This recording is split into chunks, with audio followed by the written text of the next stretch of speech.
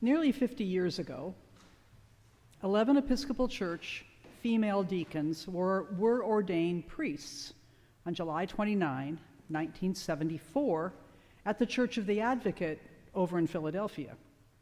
Now, it was 2 years and a few weeks before the General Convention said it was okay for women to become priests and bishops. They are now known as the Philadelphia 11. Many see them as heroes now, but that was not universally true back then. In the days leading up to their ordination, the women were called unspeakable names. Their appearances and their voices were found wanting, as were their personalities and their intellects. One of the 11, Meryl Bittner, received in the mail a scribbled-up news clipping about her involvement. Enclosed with that was a length of fishing line. The sender suggested that she use the line to hang herself before the ordinations. A few weeks ago, Meryl spoke after the premiere screening at Church of the Advocate of a feature-length documentary about the Philadelphia 11. Our objective, she said, and that of the brave bishops who ordained us, was not entirely about the Episcopal Church. Even more, she said, we were participants in changing the world for the better. Bittner said that everyone is called to make the world a better place. The challenge is to say yes when the call comes, and, as she put it, to overcome what might be holding us back and to choose to stand up and say, "Here I am, send me." Echoing Isaiah chapter 6, verse 8, your stewardship theme for this year. Now, if the story of the Philadelphia 11 is too daunting an example of answering the call, consider this story. Wang An was born in Ho Chi Minh City and is now a banker in Kansas City, Missouri, because isn't that America? I met her when she was the gracious gatekeeper and some said power behind the throne in my seminary dean's office. Recently, she said, she was on her way home via Southwest Airlines from a conference in Orlando. Now, how many of you have ever flown Southwest?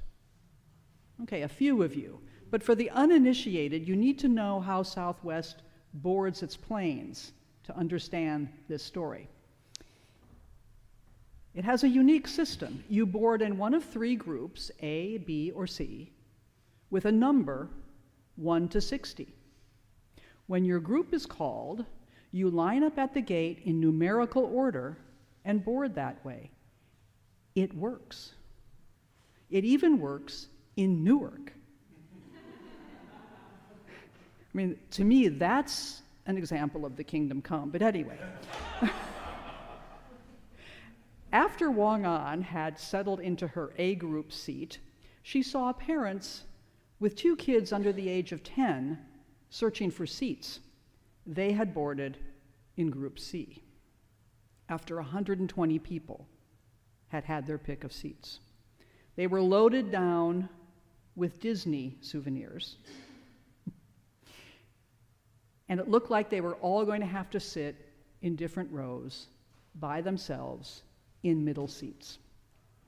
The mom was persuading the youngest daughter to sit by herself in the middle seat between Wang An and the passenger who had the window seat. The girl was about to break down in tears, thinking she was going to have to fly all the way home in between 2 strangers. Wang An stood up and offered her seat so the mom and the little girl could sit together. When she turned around to find a seat for herself, she heard and saw several adult passengers thank her for her kindness. That's nice, Wang An thought to herself, Yet she had not heard or seen any of them offer to help when the parents were clearly walking up and down the aisle looking for options. Wang-an said she was irritated that some people went out of their way to thank her for doing something so that they didn't have to do it themselves.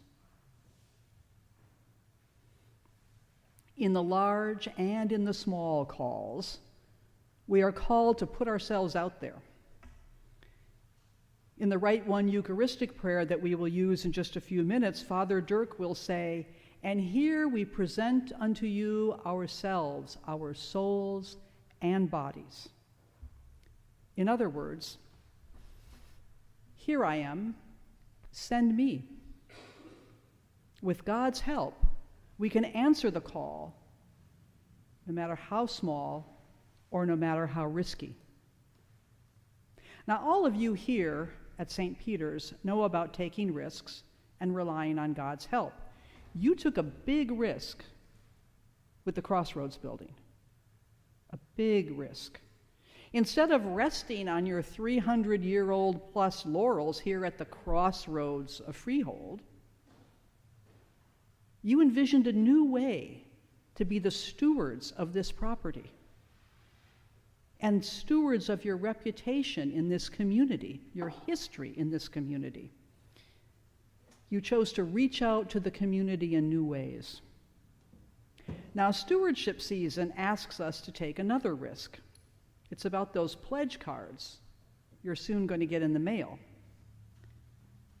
If you're looking for me to tell you how much you should pledge, sorry, not going to do that. Pre-tax or post-tax, not going there. Or if I give to worthy causes outside of the church, does that count towards the tithe? Not going to answer it. Is the tithe really a thing? Not going there either. What I am going to tell you is this. We do ourselves and God and each other a disservice when we reduce this theological concept of stewardship to a formula that can only be worked out on a calculator. The theology of stewardship asks us first to answer the big question of who really is the owner of everything we have. And then, how are we supposed to use what we've been given? Now, you didn't hear this from me, your guest stewardship Sunday preacher. And anybody on the stewardship committee or the stewardship minute that's coming later can't hear this. But in some ways, the amount that you pledge is not as important as the fact that you pledge, that you make a commitment to yourself, to God, and to this place. And let's get technical for a second. Pledging and giving are not the same. Putting money in the plate at the offertory is a good thing, but it's not pledging. It's not making an annual commitment to this place. Pledging helps the people who are responsible for the mission and ministry of this place, the people that you make responsible, it helps them be able to better budget and plan for the year ahead. Another bit of technical advice, make your pledge achievable, not wishful thinking. You can always change your pledge if your circumstances change.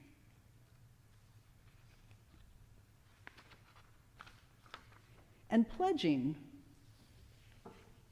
is not all about the glorious and wonderful, outwardly visible things that this parish does.